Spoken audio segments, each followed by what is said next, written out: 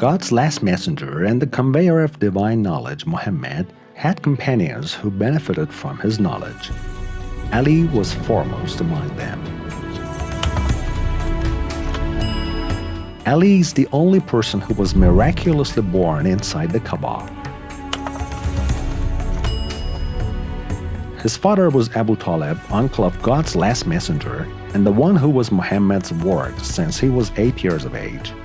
After Muhammad started his mission, Abu Talib was his best supporter in his struggle against the Quraysh pagans. To the end of his life, Abu Talib committed himself to Muhammad's mission. Ali was under Muhammad's custody, and the Prophet himself nurtured, cultivated, and raised him.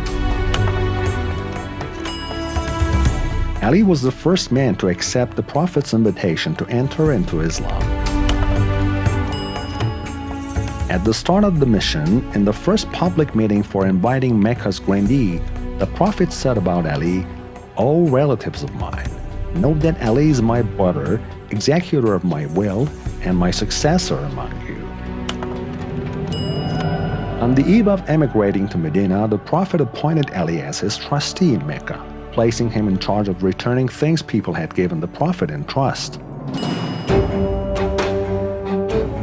The night when 40 armed men wanted to kill the Prophet, Ali lay in the bed of the Prophet in his stead, thereby saving the Prophet's life. During the Battle of Uhud, Ali manifested such a degree of selfless sacrifice, laying his own life repeatedly on the line in order to save the Prophet's life, that Gabriel said, "This is the peak of sacrifice he is showing." And the Prophet replied, "He's a part of me, and I'm a part of him." After 9 of the enemy's flag bearers were killed by Ali, a revelation from heaven proclaimed that there is no knight whose gallantry is a match to that of Ali's, and there is no sword to match Ali's Zulfiqar. During the Battle of the Trench, Ali defeated the pagan Arabs' greatest commander, hence saving Islam from certain ruin. Concerning this feat, the Prophet said Ali's strike on the day of the Battle of the Trench, or Khandaq, was more precious than the worth of the entirety of the worship and devotional acts of all creatures. During the Battle of Khaybar, when Muslims faced insurmountable obstacles in capturing the enemy's most well-defended fortress, and the army commanders returned in despair to the Prophet, he said, "Tomorrow I will give the flag to the one who never flees the battlefield nor turns his back on any enemy. He is the one who is the beloved of God and his Prophet, and God will capture the fortress by the way of the agency of his hands." The next day, the Prophet gave Ali the flag, and in a miraculous feat, Ali conquered the castle of Khaybar. In all the 27 battles where the Prophet was personally the commander, Tabuk was the only battle where Ali was absent. And this was because the Prophet had appointed Ali as a substitute in Medina for the duration of the battle. Although Ali preferred to accompany the Prophet, God's messenger said, "Are you not content with your rank relative to me being that of the rank of Aaron to Moses, except that there will be no prophet after me?"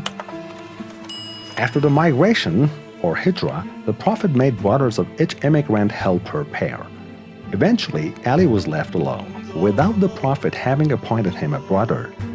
When Ali asked why, the Prophet said, "You are my brother in this world and in the hereafter. I swear to the one God who commissioned me to convey the message of the truth, that I delayed your pairing in order to pair you as my own brother, a fraternity which shall span the times of both this world and the hereafter." The Prophet permitted for the marriage of his daughter Lady Fatima to Ali. We know from the words of the Prophet which have reached us that this pairing by way of marriage was done at God's behest of command.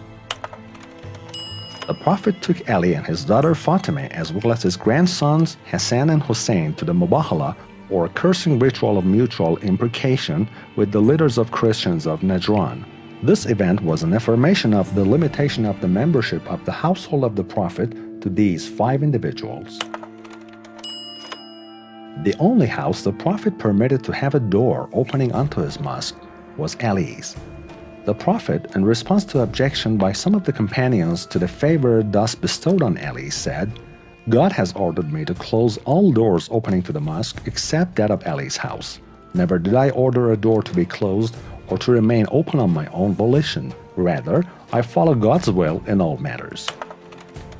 Ali was among the redactors and memorizers of the revelations. Moreover, he was the Prophet's special and trusted secretary and scribe. The Prophet sent Abu Bakr to convey the Surah al-Bara'ah, or the execration, to the idolaters of Mecca, but shortly afterwards decided to send Ali instead, instructing him to take the scroll from Abu Bakr and recite it to the Meccans. When Ali caught up with Abu Bakr and the latter returned to Medina, he despondently asked the Prophet whether there had been an ayah or revelation revealed with respect to him.